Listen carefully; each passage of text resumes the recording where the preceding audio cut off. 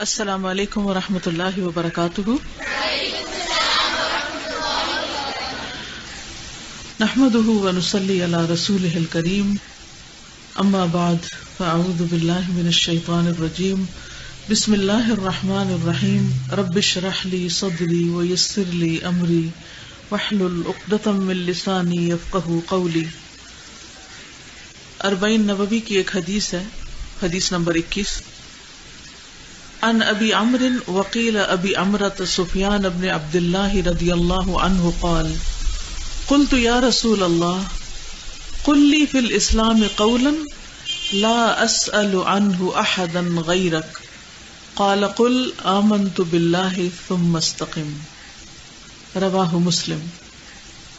ابو عمرو اور کہا گیا ہے ابو عمرہ سفیان بن عبد اللہ رضی اللہ عنہ سے مروی ہے کہ میں نے عرض کیا یا رسول اللہ مجھے اسلام کے حوالے سے کوئی ایسی بات بتا دیجئے کہ مجھے آپ کے بعد کسی سے کچھ پوچھنے کی ضرورت نہ رہے. یعنی اسلام سے متعلق ایسی بات مجھے بتا دیں کہ بس وہ میرے لیے کافی ہو جائے. آپ نے فرمایا پہلے زبان سے اقرار کرو کہ میں اللہ پر ایمان لایا، پھر اس پر ثابت قدم رہو. ثابت قدمی. آج آپ کے لیے میں نے اس حدیث کا انتخاب کس لیے کیا ہے بھلا؟ تاکہ جو علم آپ نے حاصل کیا ہے، قرآن مجید کو جو آپ نے تھاما ہے، اب اس کورس کے بعد وہ آپ کے ہاتھ سے نہ جائے. ساری زندگی کے لیے آپ کے لیے وہ رہنما ہو اور روشنی کا ذریعہ ہو. دنیا میں بھی آپ کا ساتھی ہو، ہر مشکل میں آپ کو اس سے رہنمائی ملے. قبر میں بھی روشنی ہو اس کی وجہ سے، قبر میں بھی آپ کا ساتھی ہو، اور حشر کے میدان میں بھی آپ حاملین قرآن میں سے اٹھے. حاملین قرآن کا کیا مطلب ہوتا ہے؟ وہ جو قرآن کے اٹھانے والے. تو obviously جو لوگ رکھ دیں پڑھ کے وہ حاملین میں سے نہیں ہو سکتے. تو اللہ سبحانہ و تعالیٰ نے آپ سب کو ایک موقع دیا اور اپنی نعمتوں کی بارش کر دی. اب یہ آپ پر ہے کہ آپ ان نعمتوں کو کس طرح تھام کے رکھتے ہیں یا کس طرح ان سے فائدہ اٹھاتے ہیں. انسان کو جتنی بھی نعمتیں ملی ہیں ان میں سب سے بڑی نعمت قرآن مجید کی نعمت ہے کہ یہ اللہ کا کلام ہے. باقی دنیا میں جو کچھ ہے وہ اللہ کی تخلیق ہے، اللہ کی کریشن ہے، لیکن قرآن مجید اللہ تعالیٰ کا کلام ہے. جب آپ اس کو پڑھتے ہیں تو یوں لگتا ہے جیسے وہ آپ سے بات کر رہا ہے، بول رہا ہے. تو اس لیے یہ کتاب اور اس کا ایک ایک لفظ جو ہے وہ ہمارے لیے بہت ہی قیمتی اور بہت ہی پیارا اور بہت ہی عزیز ہے اور بہت ہی ویلیوبل ہے، کیونکہ اس جیسی کوئی چیز ہے ہی نہیں. دنیا بھر کے علوم اگر اکٹھے کر لیں آپ تو قرآن کے سامنے سمندر کے مقابلے میں قطرے کے برابر بھی نہیں ہے. لیکن ہم چونکہ اس کی ویلیو کو سمجھتے نہیں، اس لیے اس پر اس قدر محنت نہیں کرتے جتنی ہم دنیا کی کسی تعلیم کے لیے کرتے ہیں. تو الحمدللہ اللہ نے آپ کو چنا اور اس کی تعلیم دی. اب اس میں مزید ترقی ہونی چاہیے، نہ کہ تنزل. آگے جانا چاہیے نہ کہ پیچھے. تو آئندہ زندگی کا آپ اس طرح محاسبہ کریں، اپنا اس طرح حساب لیں کہ میرا آج میرے کل سے کس طرح بہتر ہے. یعنی 1 سال پہلے آپ قرآن نہیں جانتے تھے، اب آپ قرآن مجید جانتے ہیں. کوئی ٹارگٹ مقرر کیجئے کہ آج سے 1 سال بعد آپ کے علم میں کتنا اضافہ ہو چکا ہوگا. کیونکہ نبی صلی اللہ علیہ وسلم کو اللہ سبحانہ وتعالیٰ نے جو تلقین کی وَقُلْ رَبِّ زِدْنِي عِلْمًا، اس سے ہمیں یہی پتہ چلتا ہے کہ ہمیں مسلسل اپنے علم کو زیادہ کرتے جانا ہے، اپنے علم میں اضافہ کرتے جانا ہے. اور اس کے لیے انسان کو محنت کرنی پڑتی، اور محنت سے پہلے اس کا شوق اور اس کی نیت اور اس کا ارادہ اور اس ارادے کی سچائی. تو الحمدللہ آپ کا ارادے سچے تھے تو اللہ نے آپ کو موقع دیا. اب آئندہ بھی اگر آپ کے ارادے سچے ہوں گے کہ میں نے اس کتاب کو تھام کے رکھنا ہے اور اس پر قائم رہنا ہے تو انشاءاللہ اللہ تعالیٰ آئندہ بھی آپ کو مواقع دے گا. لیکن اگر اس کے پڑھنے کے بعد جس سے دنیا کمانا مقصود ہو، یا اس سے کوئی دنیاوی شہرت، یا دنیا میں لوگوں کے سامنے بہت پاک باز بننا، پائس کہلانا، یا اور کوئی اسی قسم کا گھٹیا مقصد ہو، تو پھر یہ ہمارے حق میں حجت نہیں ہوگی، کتاب ہمارے خلاف حجت ہوگی. تو اس لیے ہمیں اپنی نیت کو بھی درست کرنا ہے اور اس کے ساتھ ساتھ محنت کرنی ہے، کوشش کرنی ہے اور آگے بڑھنا ہے. تو آئیے اس حدیث کو ایک دفعہ عربی میں سنتے ہیں اور پھر اس کی وضاحت دیکھتے ہیں. قل آمنت باللہ ثم استقم عن أبي عمرو وقيل أبي عمرة سفيان بن عبد الله رضي الله عنه قال قلت يا رسول الله قل لي في الإسلام قولا لا أسأل عنه أحدا غيرك قال قل آمنت بالله ثم استقم. نبی صلی اللہ علیہ وسلم کی نصیحتیں، آپ کی باتیں کتنی مختصر لیکن کتنی جامع ہوتی تھی. یہ حدیث دیگر طرق سے بھی روایت ہوئی ہے. عبداللہ بن سفیان اپنے والد سے روایت کرتے ہیں، ایک شخص نے عرض کیا یا رسول اللہ صلی اللہ علیہ وسلم مجھے اسلام کے حوالے سے کوئی بات بتائیے کہ مجھے آپ کے بعد کسی سے پوچھنے کی ضرورت نہ رہے. تو آپ نے فرمایا پہلے زبان سے اقرار کرو کہ میں اللہ پر ایمان لایا، پھر اس پر ثابت قدم رہو. عرض کیا یا رسول اللہ صلی اللہ علیہ وسلم کس چیز سے بچوں؟ آپ نے ہاتھ سے اپنی زبان کی طرف اشارہ کیا اور فرمایا اس سے بچو، یعنی اپنی زبان کے غلط استعمال سے بچو، کیونکہ انسان زبان سے ایک بات نکالتا ہے اور وہ جہنم کی گہرائیوں میں جا پہنچتا ہے، یعنی بہت اس کا زوال یا تنزل ہو چکا ہوتا ہے. اب سوال یہ پیدا ہوتا ہے کہ اس میں کہا گیا کہ استقامت اختیار کرو، قل آمنت باللہ ثم استقم. تو استقامت کیا چیز ہوتی ہے، یعنی استقامت کا معنی کیا ہے؟ کیونکہ ایمان باللہ دل میں بھی ہوتا ہے، زبان سے بھی اقرار کرتے ہیں، اور پھر ہمارے اعضاء بھی اس کو عمل کی صورت میں ظاہر کرتے ہیں. استقم کا مطلب یہ ہے کہ جو تمہاری زبان نے بولا ہے کہ میں اللہ کو مانتا ہوں، پھر وہ تمہاری زبان پر بھی ہو، تمہارے دل میں بھی جڑ پکڑی بھی ہو اس نے، اور تمہاری عملی زندگی میں بھی وہ چیز نظر آئے کہ واقعی تم ان لوگوں میں سے ہو کہ ان الذین قالوا ربنا اللہ ثم استقاموا، کہ بے شک وہ لوگ جنہوں نے کہا کہ اللہ ہمارا رب ہے پھر اس پر استقامت اختیار کی، تو ان کو کیا ملے گا؟ تتنزل علیہم الملائکہ، ان پر فرشتے اترتے ہیں، ان کو اللہ سبحانہ وتعالیٰ کی تائید حاصل ہوتی. تو استقامت کا مطلب یہ ہے کہ انسان اپنے دل، زبان، عمل کے ساتھ اس بات کی گواہی دے کہ واقعی وہ اللہ کو مانتا ہے اور اللہ سے محبت کرتا ہے اور اللہ ہی کا بندہ ہے اور اللہ ہی کا عبد ہے اور اللہ ہی کی عبادت کرتا ہے. اور عبادت کے لیے بھی آپ کو معلوم ہے کہ دو چیزیں شرط ہیں، ان میں سے ایک تو اخلاص ہے اور دوسرے اطاعت ہے، یعنی انسان اپنی نیت بھی اللہ کے لیے خالص کرے اور پھر اس کے ساتھ ساتھ اللہ تعالی کی بات بھی مانے. کیونکہ اگر انسان علم حاصل کرتا چلا جاتا ہے اور اس پر عمل نہیں کرتا، اور خاص طور پر قرآن مجید، کیونکہ قرآن مجید کیا ہے؟ اللہ کا کلام ہے. تو جب آپ اللہ کو مانتے ہیں تو پھر آپ کو اللہ کی بات بھی ماننی، اور جب آپ اللہ کی بات پڑھ لیتے ہیں تو پھر اس کے بعد لازم ہو جاتا ہے کہ آپ اس بات کو اپنی عملی زندگی میں بھی لے کر آئیں. تو اس کے لیے سب سے اہم کام یہ ہے کہ انسان اس راستے پر مضبوطی سے قائم رہے، خواہ دوسرے لوگ ساتھ چلیں یا نہ چلیں. اس معاملے میں انسان لوگوں کو رہنما نہیں بنائے کہ اچھا وہ فلاں شخص بھی تو پہلے بہت قرآن پڑھتا تھا اور بڑی تبلیغ کرتا تھا، اب اس نے چھوڑ دیا، تو اگر ہم چھوڑ دیں تو کیا ہوا؟ اور اس نے یہ چھوڑا تو دنیا میں بڑی ترقی کی، لیکن اس وقت ہم یہ بھول جاتے ہیں کہ دنیا کتنی ہے، اس کی وقت کتنی ہے، اس کی لمٹ اور اس کی مدت کتنی ہے، اور اس کی ویلیو اور ورتھ کتنی ہے، یہ ہم بھول جاتے ہیں. اسی لیے ہم ان لوگوں کو اپنا رول ماڈل بنا لیتے ہیں یا ان کے اوپر رش کرنے لگتے ہیں جو دنیا میں آگے ہوتے ہیں. تو ہمارے لیے کیا ضروری ہے کہ ہم ان سے محبت کریں اور ان کو اپنا رول ماڈل بنائیں جو دین میں ہم سے آگے تھے، اور وہ یقینی طور پر صحابہ کرام تھے، کہ وہ تھے وہ لوگ جنہوں نے دین کے اوپر صحیح معنوں میں استقامت اختیار کی. قل آمنت باللہ ثم استقم پر عمل کیا. قرآن مجید میں اللہ تعالیٰ نے نبی صلی اللہ علیہ وسلم کو بھی یہ حکم دیا ہے. سورۃ ہود میں آتا ہے 111 آیت ہے، فاستقم کما امرت، آپ قائم رہیے اسی طرح جیسے آپ کو حکم دیا گیا ہے. ومن تاب معک، اور جو تمہارے ساتھ توبہ کرے، ولا تطغوا، اور حد سے نہ بڑھو، انہ بما تعملون بصیر، بے شک جو کچھ تم کرتے ہو اللہ اسے خوب دیکھنے والا ہے.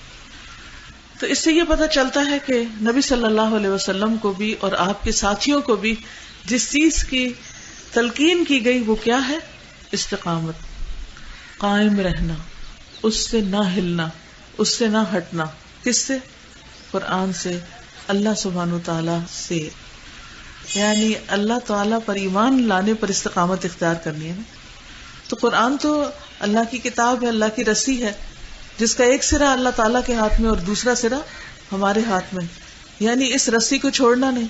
استقامت کے لیے کیا ہے؟ جمے رہنے کے لیے کیا ہے؟ کہ اس کتاب کے ساتھ مضبوط تعلق قائم رکھنا ہے، اس کو اپنی زندگی سے باہر نہیں نکال دینا.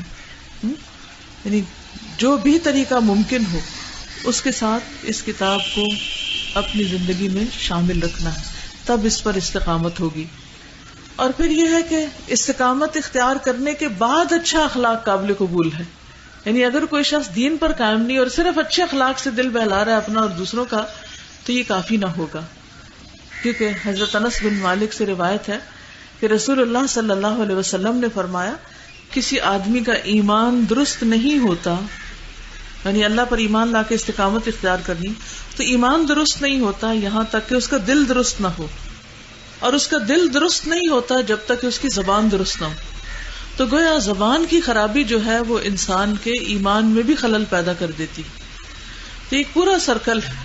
آپ کا دل درست ہوگا تو آپ کا ایمان درست ہوگا. ایمان کب درست ہوگا؟ جب دل درست ہوگا. دل کب درست ہوگا؟ جب زبان درست ہوگی. تو ہمیں اپنے دل، زبان اور عمل کو درست رکھنا ہے. اور عمل کی درستگی میں پھر خاص طور پر اچھا اخلاق آتا ہے، یعنی لوگوں کے ساتھ جو معاملہ ہے وہ درست رکھنا ہے. اور جہاں تک استقامت کا تعلق ہے تو اللہ سبحانہ وتعالی کے نزدیک سب سے پسندیدہ کام وہ ہے جو مستقل بنیادوں پر کیا جائے، یعنی اس کو کنٹینیوسلی کیا جائے.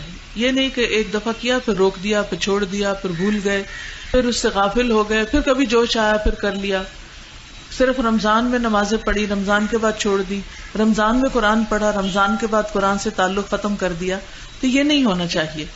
حدیث میں آتا ہے ان احب الاعمال الی اللہ ما دام وان قل، کہ اللہ کے نزدیک سب سے زیادہ پسندیدہ عمل وہ ہے جسے پابندی کے ساتھ کیا جائے، خواہ کم ہی کیوں نہ.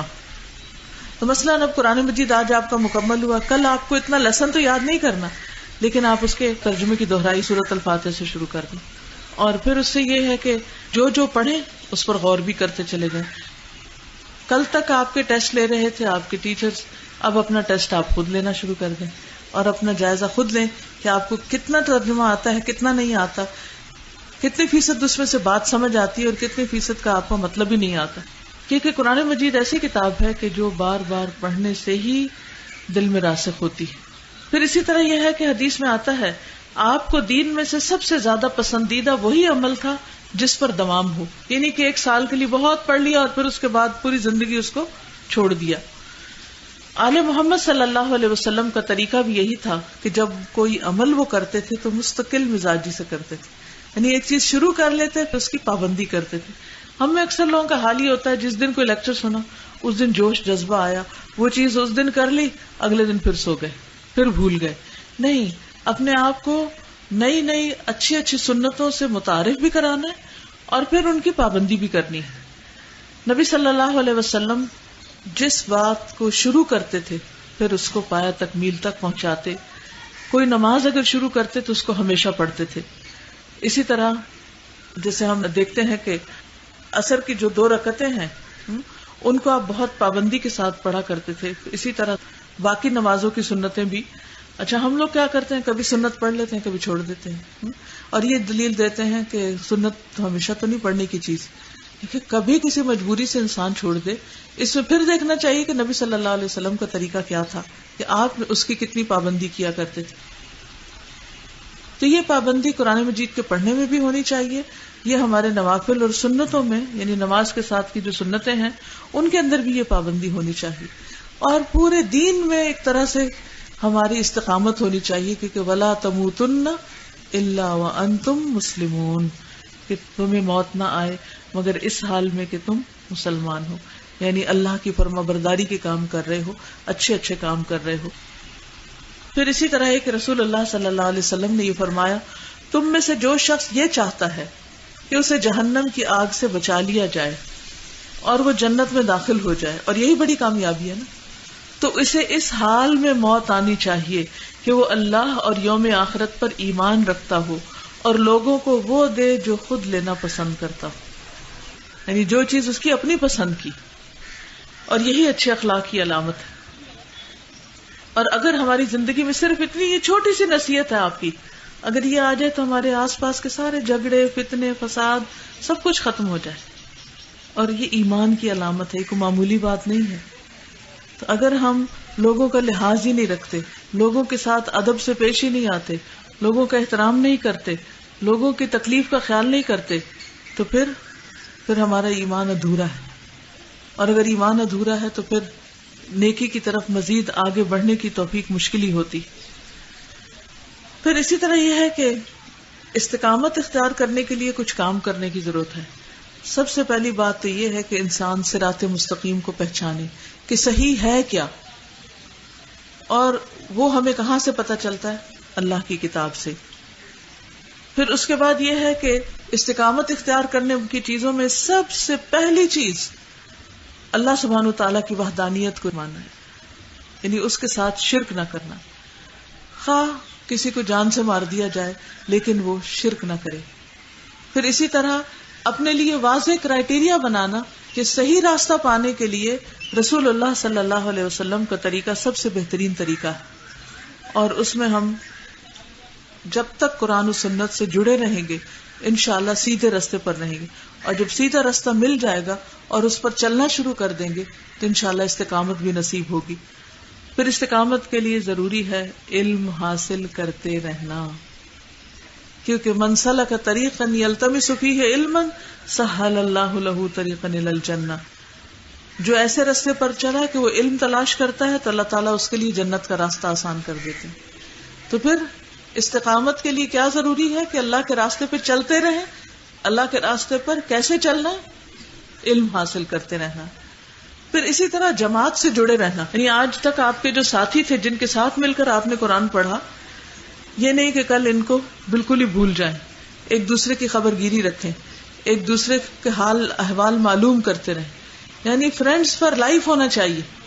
یہ نہیں کہ چلیں بس وہ اتفاق سے ہم اکٹھے ہو گئے تھے ایک بیچ میں اور اس کے بعد سب اپنے اپنے گھروں کو گئے، شادیاں ہوئی، بچے ہوئے، فیملی ہے، اپنی دعوتیں ہیں اور سیر و تفریح ہے، بس اپنی نئی زندگی ہے، بس یہی دنیا میں جنت مل گئی اور اب کافی ہے۔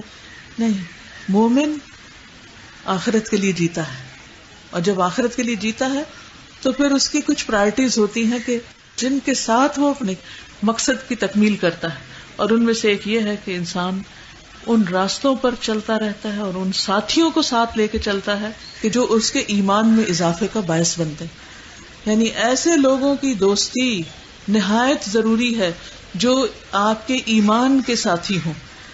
یعنی ایمان پہ قائم رہنے کے لیے کیا ضروری ہے؟ ایمان کے ساتھیوں کا ہونا۔ اگر وہ آپ کی زندگی سے نکل جائیں گے تو آپ ایمان پہ قائم نہیں رہ سکیں گے۔ اللہ کی خاطر دوستی کا اتنا بڑا اجر ہے کہ قیامت کے دن جب سورج سوا نیزے کے قریب آ جائے گا اور ہر شخص پسینے میں ڈوبا ہوا ہوگا، اس وقت ایسے لوگوں کو عرش کا سایہ نصیب ہوگا۔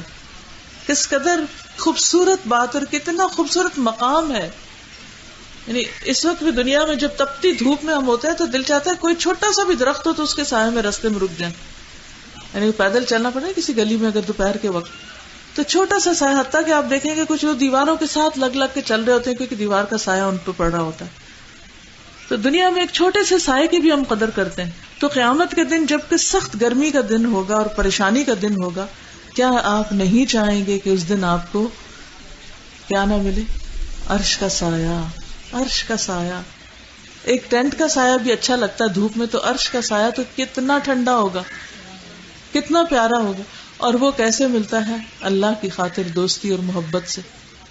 اور یہ دوستی مفت میں نہیں مل جاتی، اس کے لیے بہت کچھ برداشت کرنا پڑتا ہے، اس کے لیے ایک دوسرے کو ٹالریٹ کرنا پڑتا ہے، کیونکہ جب آپ اللہ کے لیے محبت کرتے ہیں تو پھر بڑے بڑے قصور معاف کر جاتے ہیں، کیونکہ آپ کے لیے محبت کی ایک ہی بنیاد کافی ہے کہ یہ شخص اللہ کے لیے گھر سے نکل کے یہاں آیا ہے، یہ اللہ کی خاطر نکلا ہے، یہ اللہ کی خاطر علم حاصل کر رہا ہے۔ اس میں 100 غلطیاں ہوں گی، اور اسی لیے تو آیا کہ اس کی غلطیاں ٹھیک ہو، ورنہ تو وہ آئی کیوں؟ تو غلطیاں بھی وقت کے ساتھ ساتھ ٹھیک ہو جائیں گی، وہ اچھا بھی ہو جائے گا، ابھی درگزر کرنے کی ضرورت۔ نبی صلی اللہ علیہ وسلم کس قدر غلطیوں کو معاف کر دیا کرتے اور کس قدر اپنے ساتھیوں سے محبت کرتے تھے کہ ہر شخص یہ سمجھتا تھا کہ آپ سب سے زیادہ اس سے محبت کرتے ہیں۔ آج کیا ہمارے ساتھی بھی ہمیں یہ سمجھتے؟ ہم اپنے آپ کو یہاں رکھ کے دیکھیں، کیا ہمارے ساتھی ہم سے محبت کرتے ہیں؟ اور اگر ہمارے ساتھی ہم سے محبت نہیں کرتے تو ہم خسارے میں ہیں، چاہے ہم اپنے زوم میں بڑے ہی اچھے کیوں نہ ہو اور بڑے ٹیلنٹڈ کیوں نہ ہو، خسارے میں ہیں۔ اور وہاں عرش کے سائے سے محرومی ہو سکتی ہے اگر اللہ کی خاطر محبت کامیاب۔ تو اللہ کی خاطر محبت صرف سلیکٹڈ لوگوں سے نہیں ہوتی کہ اچھا ہاں یہ مجھے اچھا لگتا ہے کیونکہ اس کی بھویں بڑی خوبصورت ہیں تو چلو اس سے دوستی کر لیتے ہیں۔ یہ اللہ کی خاطر دوستی نہیں ہے۔ اللہ کی خاطر دوستی ہر اس شخص سے جو اللہ کے لیے آپ کو ملتا ہے، آپ کا اور اس کا کوئی خونی رشتہ نہیں سوائے اس کے کہ وہ دین میں آپ کا مددگار ہے، یا وہ بھی دین کے کام کے لیے نکلا اور آپ بھی دین کے کام کے لیے نکلے۔ دیٹس اٹ، یہی معیار کافی۔ پھر چاہے وہ خامیوں سے بھرا ہوا یا خوبیوں سے بھرا ہوا، اس میں کیا کمال کی بات ہے کہ جو آپ کے ساتھ اچھے ہیں آپ ان کے ساتھ اچھے ہیں۔ بات تو یہ ہے نا کہ جو آپ کے ساتھ اچھے نہیں پھر آپ ان کے ساتھ اچھے ہو کر دکھائیں۔ تو جماعت سے جڑے رہنا جو ہے، اچھے دوستوں سے جڑے رہنا جو ہے، یہ استقامت کا ذریعہ ہے۔ اب آپ دیکھیے کہ یہ جتنے بھی ٹینٹ ہیں، جتنا بڑی چھت ہے، یہ کس کے سہارے کھڑی ہے؟ ان پلرز کے نا۔ اگر یہ ہٹا دی جائے تو یہ سب نیچے آ گرے۔ تو کسی بھی چیز کو قائم رہنے کے لیے پکڑنے کو کوئی چیز چاہیے۔ تو اللہ کی خاطر دوست جو ہوتے ہیں وہ انسان کو گرنے سے بچاتے ہیں، پھسلنے سے بچاتے ہیں، پکڑتے ہیں اور سیدھے رستے پر رکھنے کی کوشش کرتے ہیں۔ نبی صلی اللہ علیہ وسلم نے فرمایا شیطان اس کے ساتھ ہے جو جماعت سے علیحدہ ہو، وہ اس کو ایڑی مار کے بھگاتا ہے، یعنی بہت دور لے جاتا ہے، اپنے ساتھ لے جاتا ہے، اپنے رستے پہ چلا دیتا ہے۔ پھر اسی طرح یہ ہے کہ فرائض اور واجبات کی ادائیگی بہت ضروری ہے۔ قرآن مجید میں آتا ہے ان الانسان خلق ہلوعا اذا مسہ الشر جزوعا واذا مسہ الخیر منوعا الا المصلین الذین هم علی صلاتهم دائمون۔ بلا شبہ انسان تھوڑ دلا بنایا گیا ہے، تھوڑ دلا، بڑی جلدی گھبرا جاتا ہے، بڑی جلدی غصے میں آ جاتا ہے، بڑی جلدی اکتا جاتا ہے، جب اسے تکلیف پہنچتی ہے تو بہت جلد گھبرا جانے والا ہے، اور جب اسے بھلائی ملتی ہے تو بہت روکنے والا ہے، پھر وہ چاہتا ہے ساری خیر اسی کو مل جائے، کسی اور کو اس میں کوئی حصہ نہ ہو، سوائے نماز ادا کرنے والوں کے جو اپنی نماز پر ہمیشگی اختیار کرتے ہیں، یعنی ان کے اندر پھر یہ خامیاں نہیں ہوتی۔ اس کا مطلب یہ کہ اگر ہمارے دلوں کی تنگی اور شح ہے تو ہماری نماز بھی درست نہیں، ایمان تو ہے ہی نہیں لیکن نماز بھی درست نہیں، کیونکہ جن کی نمازیں درست ہو جاتی ہیں، جن کے اللہ پر ایمان پختہ ہو جاتا ہے، پھر ان کے اندر سے یہ خامیاں نکل جاتی ہیں۔ پھر اسی طرح یہ ہے کہ مرتے دم تک اللہ کے حقوق کی ادائیگی کرنے سے بھی انسان کو استقامت آتی ہے، فرائض کی پابندی، اور نوافل میں بھی دوام۔ یعنی نوافل میں دوام کا مطلب کیا ہے کہ جیسے اشراق کے نفل آپ پڑھتے ہیں تو آپ روز پڑھیں، یہ نہیں کہ ایک دن پڑھے اگلے دن چھوڑ دیے، پھر کسی دن کسی کو دیکھا پڑھ رہے تو چاہے میں بھی پڑھ لوں، نہیں، اپنا وقت نکالیں۔ اور ایک بات میری زندگی کا تجربہ ہے، آپ یقین کیجئے، جس چیز میں سچی نیت کی ہے نا، اللہ نے وہ کروا لیا، اللہ نے اس کے راستے کھول دیے اور اس کے لیے وسائل مہیا کر دیے۔ اور جہاں اپنی نیت میں خلل آ گیا، کمزوری آ گئی، وہاں پھر صرف بہانے ہی ڈھونڈتے رہے اور دوسروں کو ہی ذمہ دار بناتے رہے، اس کی وجہ سے اور اس کی وجہ سے میں یہ کام نہیں کر سکی۔ تو اسٹاپ بلیمنگ ادرس، اپنی کوتاہیوں اور اپنی غلطیوں اور اپنی کمزوریوں اور اپنی ناکامیوں کا سبب دوسروں کو مت ٹھہرائیں، اپنے آپ کو ٹھہرائیں۔ فلا تلومونی لوموا انفسکم، مجھے مت ملامت کرو، اپنے آپ کو ملامت کرو۔ تو حقیقت یہ ہے کہ جب ہم کسی چیز کو واقعی سچے دل سے کرنے کا عزم کر لیں گے تو اللہ تعالیٰ راستے کھول دے گا، پھر رکاوٹیں نہیں رہتی۔ پھر اسی طرح یہ ہے کہ بعض اوقات انسان ایسے لوگوں میں گھر جاتا ہے جن کے اندر استقامت نہیں ہوتی یا وہ دین پر نہیں ہوتے، تو ایسی صورت میں ان کے اندر ایسے ساتھی بنانے کی کوشش کرنی چاہیے، ان کو دین کی طرف لانا چاہیے، ورنہ یہ ہے کہ اس جگہ کو چھوڑ دینا چاہیے۔ پھر اسی طرح استقامت اختیار کرنے کے لیے خواہش پرستی اور غفلت سے بچنے کی ضرورت ہے، کیونکہ جو شخص خواہش کے پیچھے لگ جاتا ہے وہ عنقریب گمراہی کے گڑھے میں جا گرتا ہے۔ قرآن مجید میں آتا ہے فخلف من بعدهم خلف اضاعوا الصلاۃ واتبعوا الشہوات فسوف یلقون غیا۔ پھر ان کے بعد ایسے نالائق جانشین ان کی جگہ آئے جنہوں نے نماز کو ضائع کر دیا اور خواہشات کے پیچھے لگ گئے، تو عنقریب وہ گمراہی میں جا گریں گے یا جہنم کے گڑھے میں جا گریں گے۔ تو حقیقت یہ ہے کہ جب انسان اپنے دل کی مرضی پہ چل پڑتا ہے تو پھر انسان بھٹک جاتا ہے۔ پھر استقامت کے لیے دعا بھی کرنی چاہیے، ربنا لا تزغ قلوبنا بعد اذ ہدیتنا وہب لنا من لدنک رحمہ انک انت الوہاب۔ پھر اسی طرح جب آپ اپنے گھر والوں کے اندر اور آپ کے گھر والے دین پر نہ ہوں یا ہوں بھی تو بھی یہ دعا کرنی چاہیے کہ یا مقلب القلوب ثبت قلبی علی دینک، یا مقلب القلوب ثبت قلبی علی دینک۔ شہر ابن حوشب کہتے ہیں میں نے ام سلمہ سے کہا کہ اے ام المومنین، رسول اللہ صلی اللہ علیہ وسلم جب آپ کے پاس ہوتے تو اکثر کیا دعا کرتے تھے؟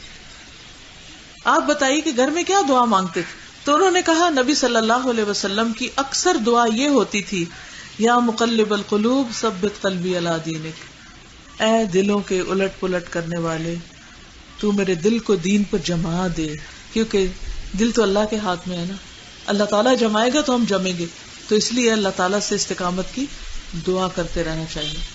پھر ان چیزوں سے بچنے کی ضرورت ہے جو انسان کی استقامت میں خلل ڈالتی، اور اس میں سب سے پہلی چیز خواہشات کی پیروی۔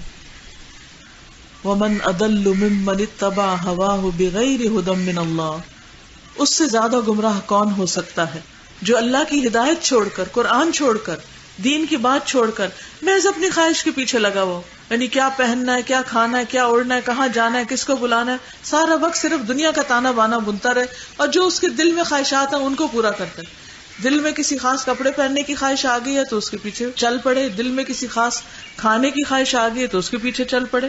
یعنی یہ نہ دیکھیں کہ اللہ کے حقوق میں سے یا بندوں کے حقوق میں سے کیا ادا کرنا ہے، بس یہ دیکھیں کہ میری مرضی کیا ہے اور میری چاہت کیا ہے اور مجھے کیا کرنا ہے۔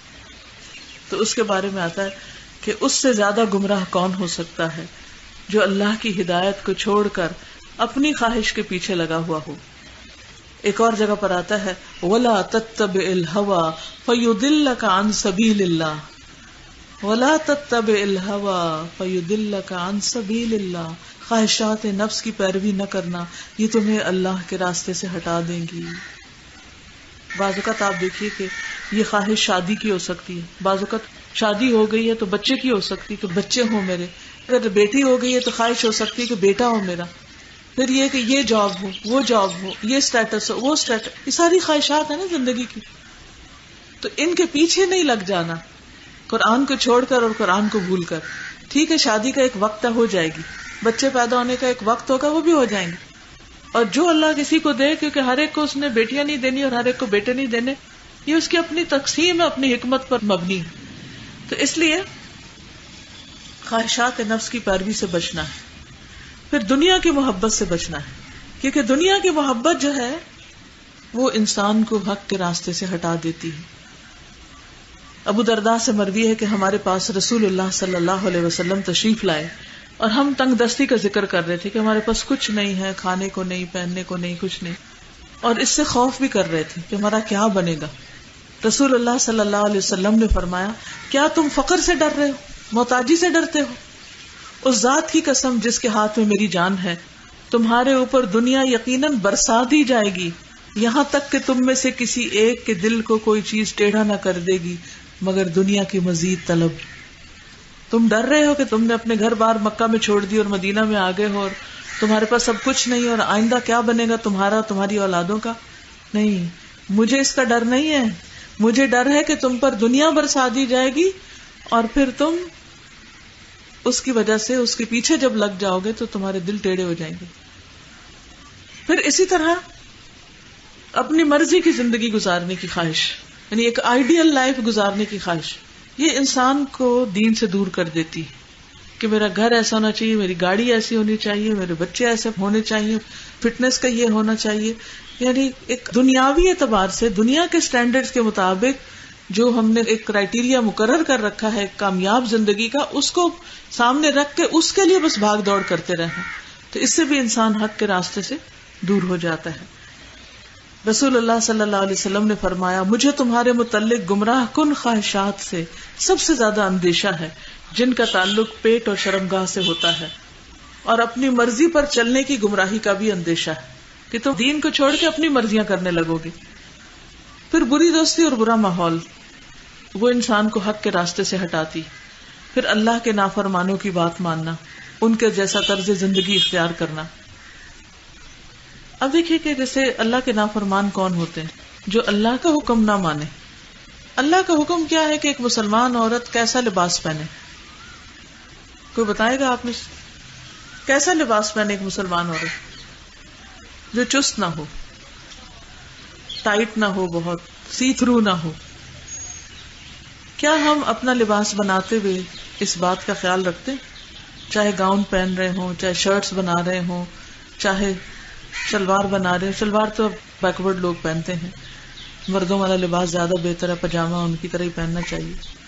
کیا وہ پہنتے وقت ہم خیال رکھتے ہیں کہ ہماری لیگز نظر نہیں آئیں گی؟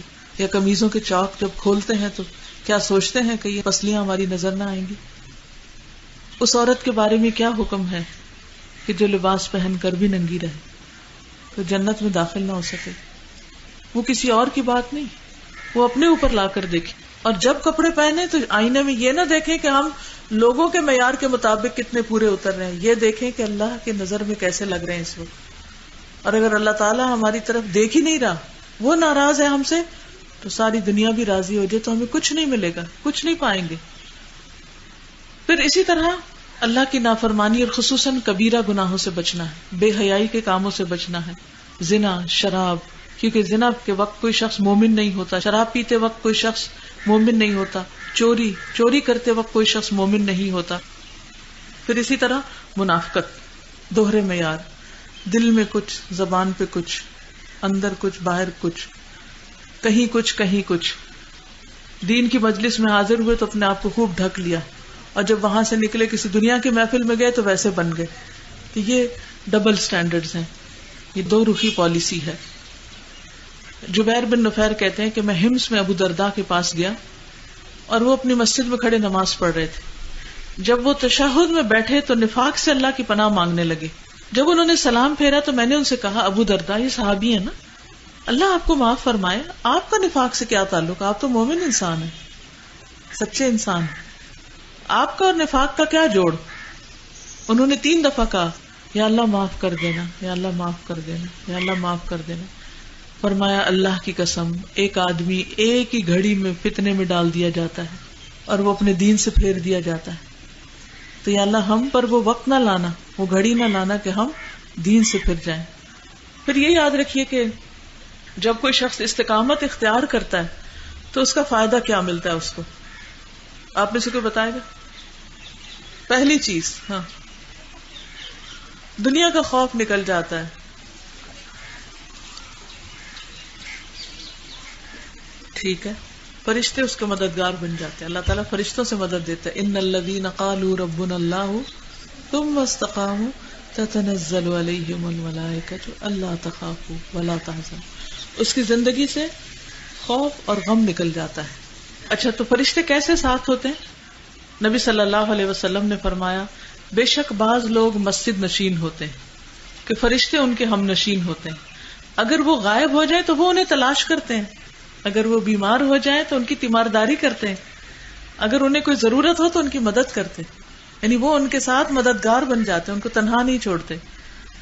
پھر دنیا کی نعمتیں بھی ملتی ہیں انسان کو۔ وَأَن لَّوِ اسْتَقَامُوا عَلَى الطَّرِيقَةِ لَأَسْقَيْنَاهُم مَّاءً غَدَقًا، اور یہ وحی کی گئی کہ اگر وہ سیدھے راستے پر قائم رہتے تو ہم انہیں ضرور بہت وافر پانی پلاتے، یعنی دنیا کی نعمتیں اور دنیا کا مال اور دنیا کی ترقی، یعنی دین پر استقامت کا یہ فائدہ ہوتا ہے۔ اور ایک اور آیت میں آتا ہے، من عمل صالحا من ذکر او انثى وهو مؤمن فلنحيينه حیاتا طیبہ ولنجزینہم اجرہم باحسن ما كانوا يعملون۔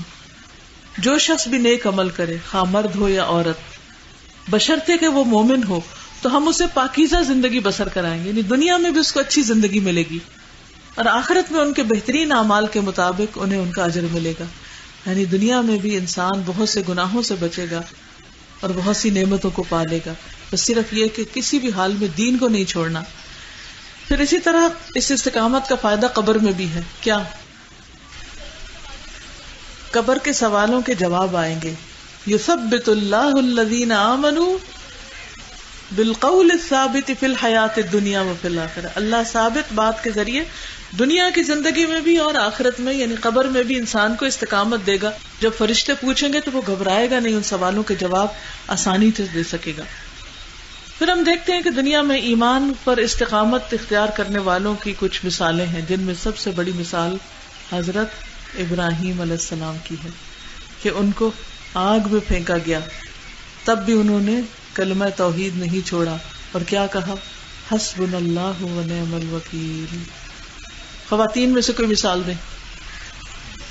شاباش، حضرت آسیہ. ابو ہریرہ رضی اللہ عنہ کہتے ہیں فرعون نے اپنی بیوی کے لیے 2 ہاتھوں اور 2 پاؤں کے لیے 4 میخیں منگوائیں، کیل نیلز، اور وہ گاڑی ٹھوکی، کیل ٹھوکے ان کے ہاتھوں میں حضرت آسیہ کے، اور ان کو اسی طرح لٹکا دیا. تو جب وہ فرعونی ان سے الگ ہوتے تو فرشتے ان پر سایہ کر لیتے. انہوں نے کہا اے میرے رب، میرے لیے جنت میں اپنے پاس گھر بنا دے اور مجھے فرعون اور اس کے عمل سے نجات دے اور مجھے ظالم لوگوں سے چھٹکارا دے. تو اللہ تعالیٰ نے جنت میں ان کے گھر سے پردہ ہٹا کر انہیں دنیا میں ان کو جنت کا گھر دکھا دیا. یہ ان کی استقامت کی جزا تھی ان کے لیے. تو ایک انسان جب اللہ کے راستے پر جم جاتا ہے تو اللہ سبحانہ و تعالیٰ اسے دنیا میں بھی اچھی بشارتیں دے دیتا ہے، اچھی خوشخبریاں مل جاتی ہیں. اور کون تھے استقامت اختیار کرنے والے؟ صحابہ میں سے بتائیے کوئی. شاباش، حضرت بلال رضی اللہ تعالیٰ عنہ.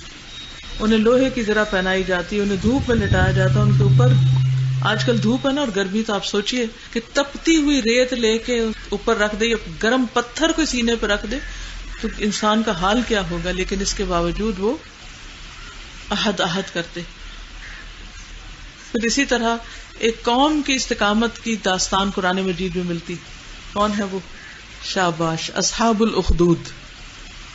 ان کے لیے ٹرنچز یعنی خندقیں کھدوائی گئی تھی اور ان میں آگ بھر دی گئی تھی اور اس میں ان کو پھینکا جا رہا تھا، پھر بھی وہ نہیں باز آئے. انہوں نے لا الہ الا اللہ کہنا نہیں چھوڑا. اللہ تعالیٰ نے ہمیں کتنے امن میں رکھا ہوا ہے اور اتنی آسانیوں کے ساتھ ہمیں کہا گیا کہ ہم دین پر قائم رہیں، اور پھر بھی ہم اس کو مشکل سمجھتے ہیں. تو پچھلے لوگوں کی آزمائشیں بہت بڑی بڑی تھی، ہماری آزمائشیں کچھ بھی نہیں ہیں، لیکن پھر بھی وہ دین پر قائم رہے.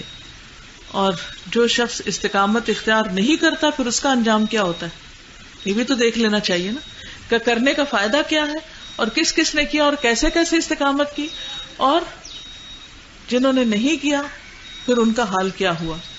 سب سے پہلی بات تو یہ ہے کہ انسان آہستہ آہستہ دین سے ہی نکل جاتا ہے، یعنی پھر نمازیں چھوٹنے لگتی ہیں، فرائض چھوٹنے لگتے ہیں، اچھے کام چھوٹنے لگتے ہیں، صبح دیر سے اٹھے، اپنی ذمہ داریوں سے انسان غفلت برتنے لگتا ہے اور اس طرح دین کو خیر بات کہہ دیتا ہے، اور پھر انسان جانور سے بھی بدتر ہو جاتا ہے. قرآن مجید میں کسی کی مثال کتے سے دی گئی ہے، وہ کون ہے؟ تو سوچئے کہ یہ کوئی معمولی بات نہیں ہے. سورۃ الاعراف 175 176 میں اللہ تعالیٰ فرماتے ہیں وَاتْلُ عَلَيْهِمْ نَبَأَ الَّذِي آتَيْنَاهُ آيَاتِنَا فَانْسَلَخَ مِنْهَا فَأَتْبَعَهُ الشَّيْطَانُ فَكَانَ مِنَ الْغَاوِينَ وَلَوْ شِئْنَا لَرَفَعْنَاهُ بِهَا وَلَكِنَّهُ أَخْلَدَ إِلَى الْأَرْضِ وَاتَّبَعَ هَوَاهُ فَمَثَلُهُ كَمَثَلِ الْكَلْبِ إِنْ تَحْمِلْ عَلَيْهِ يَلْهَثْ أَوْ تَتْرُكْهُ يَلْهَث ذَلِكَ مَثَلُ الْقَوْمِ الَّذِينَ كَذَّبُوا بِآيَاتِنَا فَاقْصُصِ الْقَصَصَ لَعَلَّهُمْ يَتَفَكَّرُونَ. اور انہیں اس شخص کا حال سناؤ جسے ہم نے اپنی آیات عطا کی تھی. آیات کس کو کہتے ہیں؟ قرآن کو، اللہ کی کتاب. ہم نے اس کو اپنی آیات دی تھی. آپ کو ملی ہے؟ اس کو بھی ملی تھی، لیکن وہ ان سے صاف نکل گیا، ان کی پابندی سے بھاگ گیا، تو شیطان اس کے پیچھے پڑ گیا، چنانچہ وہ گمراہ ہو گیا. اور اگر ہم چاہتے تو اسے ان کے ذریعے بلند کر دیتے، انہیں قرآن کے ذریعے بلندی ملتی، مگر وہ تو زمین سے چمٹ گیا اور اپنی خواہش کے پیچھے لگ گیا. اس کی مثال کتے کی سی ہے، اگر تو اس پر حملہ کرے تو بھی ہانپتا، نہ کرے تو بھی ہانپتا ہے. یہ ان لوگوں کی مثال ہے جنہوں نے ہماری آیات کو جھٹلا دیا. ایسے قصے بیان کرتے رہو، شاید یہ لوگ غور و فکر کریں. یعنی اللہ تعالیٰ نے اس کا حکم دیا نبی صلی اللہ علیہ وسلم کو کہ لوگوں کو یہ مثالیں، یہ واقعات، یہ حقیقی زندگی کی کہانیاں بتاتے رہیں، شاید کہ وہ غور و فکر کریں اور دین سے دور نہ جائیں. یہ تو ہے دنیا میں انجام. موت کے وقت کیا ہوتا ہے؟ جو لوگ دین پر استقامت اختیار نہیں کرتے، موت کے وقت ان کا حشر کیا ہوتا ہے؟ کلمے کی توفیق نہیں ہوتی اور فرشتے سختی سے روح کھینچتے، مارتے ہیں ان کو. موت کے وقت ان کی پٹائی شروع ہو جاتی. ان الذین توفاہم الملائکۃ ظالمی انفسہم قالوا فیما کنتم قالوا کنا مستضعفین فی الارض قالوا الم تکن ارض اللہ واسعۃ فتہاجروا فیہا فاولئک مأواہم جہنم وساءت مصیرا. بے شک وہ لوگ جنہیں فرشتے اس حال میں قبض کرتے ہیں کہ وہ اپنی جانوں پر ظلم کرنے والے ہوتے ہیں، کہتے ہیں تم کس کام میں تھے؟ وہ کہتے ہیں ہم اس سرزمین میں نہایت کمزور تھے. وہ کہتے ہیں کہ اللہ کی زمین وسیع نہ تھی کہ تم اس میں ہجرت کر جاتے؟ تو یہ وہ لوگ ہیں جن کا ٹھکانہ جہنم ہے اور وہ لوٹنے کی بری جگہ ہے. یعنی فرشتے جب انہیں ماریں گے تو ان سے بات بھی کریں گے، ہم نہیں سنتے وہ بات، لیکن وہ ان سے بول رہے ہوتے ہیں. وہ پوچھتے ہیں کہ تم کیوں نہیں اللہ کے حکم پہ عمل کر رہے تھے؟ تو کہتے ہیں ہم بڑے ویک تھے، ہمارے اوپر بہت پریشرز تھے، ہم وہ پریشرز نہیں لے پا رہے تھے، تو ہم پھر جو لوگ کر رہے تھے وہی کرنا شروع ہو گئے. تو وہ کہیں گے کہ اللہ کی زمین وسیع نہ تھی، ہجرت کر جاتے، تم ان لوگوں کو چھوڑ کر نیک لوگوں کے ساتھ جا ملتے. تو اس کے بعد یہ ہے کہ قیامت تک انسان کو مسلسل قبر میں بھی عذاب ہے. جو قرآن پڑھ کر بھلا دے اور غافل ہو جائے. آپ صلی اللہ علیہ وسلم نے فرمایا، میں نے آج رات ایک خواب دیکھا کہ 2 آدمی میرے پاس آئے، انہوں نے میرے ہاتھ تھام لیے اور مجھے ارض مقدس کی طرف لے گئے. چنانچہ ہم آگے بڑھے تو ایک ایسے شخص کے پاس آئے جو سر کے بل لیٹا ہوا تھا. یعنی فرشتے نبی صلی اللہ علیہ وسلم کو لے کر گئے کہ آپ نے ایک شخص کو دیکھا جو سر کے بل لیٹا ہوا تھا، اور دوسرا شخص ایک بڑا سا پتھر لے کر اس کے سر کے پاس کھڑا تھا، اور اس پتھر سے وہ لیٹے ہوئے شخص کے سر کو کچل دیتا تھا. جب وہ پتھر مارتا تو پتھر سر پہ لگتا اور دور چلا جاتا پتھر. وہ جب تک واپس لے کے آتا سر دوبارہ ٹھیک ہو جاتا، پھر وہ مارتا، پھر پھٹتا، پھر مارتا، پھر پھٹتا. میں نے پوچھا یہ کون ہے؟ بتایا گیا جس شخص کو آپ نے دیکھا کہ اس کا سر کچلا جا رہا ہے وہ ایک ایسا انسان تھا جس سے اللہ تعالیٰ نے قرآن کا علم دیا، لیکن وہ رات کو پڑا سوتا رہتا اور دن میں اس پر عمل نہیں کرتا تھا. یعنی غفلت کی زندگی بسر کی. اسے یہ عذاب قیامت تک ہوتا رہے گا. اور ایک روایت میں آتا ہے وہ قرآن کا حافظ تھا مگر وہ قرآن سے غافل ہو گیا اور فرض نماز پڑھے بغیر سو جاتا تھا. تو جو لوگ قرآن حفظ کر کے، قرآن کے ترجمے یاد کر کے پھر ان کو بھلا دیں اور غافل ہو جائیں تو یہ ان کا انجام ہوتا ہے. تو اس لیے بہت ضروری ہے کہ انسان اس دین کو تھام کے رکھے، پکڑ کے رکھے، تاکہ قیامت تک انسان کو فائدے ہی فائدے پہنچتے رہیں. اس حدیث سے کیا کیا باتیں پتہ چلتی ہیں؟ اگر حدیث کے شروع سے اگر آپ دیکھیں، حدیث کیا کہتی ہے؟ ایک صحابی نے آ کے کہا مجھے ایسی بات بتائیں کہ اس کے بعد مجھے کچھ پوچھنے کی ضرورت نہ رہے. تو اس سے پتہ چلتا کہ صحابہ میں سیکھنے کا بہت شوق تھا اور بہت جینون سوال کرتے تھے کہ مجھے عمل کی بات بتائیں، ایسی بات پتہ چلے کہ پھر میں اس پہ لگ جاؤں، وہ کام کر لوں. اچھا ہمارے سوال کیا ہوتے ہیں؟ ہم زیادہ تر سوال کس چیز کے کرتے ہیں؟ جن کا عمل سے کوئی تعلق نہیں ہوتا یا ہم دوسرے لوگوں کو نیچا دکھانے کے لیے سوال کر رہے ہوتے ہیں. اور پھر آپ دیکھیے کہ سوال کتنا عظیم سوال تھا، کتنا بہترین سوال تھا، جامع اور معنی قسم کا سوال تھا. یہ نہیں کہ لمبی باتیں، لمبی لمبی کہانیاں، نہیں، ایک بات بتائیے جس کو میں پکڑ لوں، اس پہ جم جاؤں، بس بات ختم. یہ سوال کرتے ہوئے کتنا ٹائم لگا ہوگا، اور جب ہم کوئی سوال کرتے تو کتنا ٹائم لگا دیتے ہیں. پھر آپ صلی اللہ علیہ وسلم کا جواب بھی بڑا مختصر ہے، اور وہ کیا ہے؟ قل آمنت باللہ ثم استقم. 5 لفظ ہیں، پوری زندگی اس کے گرد گھومتی. پھر آپ دیکھیے کہ استقم کا لفظ جو ہے اس کا مطلب ہے کہ بہت پابندی کے ساتھ کام کرو، وقت کی پابندی، فرائض کی پابندی، ذمہ داریوں کی ادائیگی کی پابندی. اور پھر انسان اپنا محاسبہ کرتا رہے تاکہ آخرت میں اللہ سبحانہ وتعالی اس پر اپنی رحمت نازل فرمائے.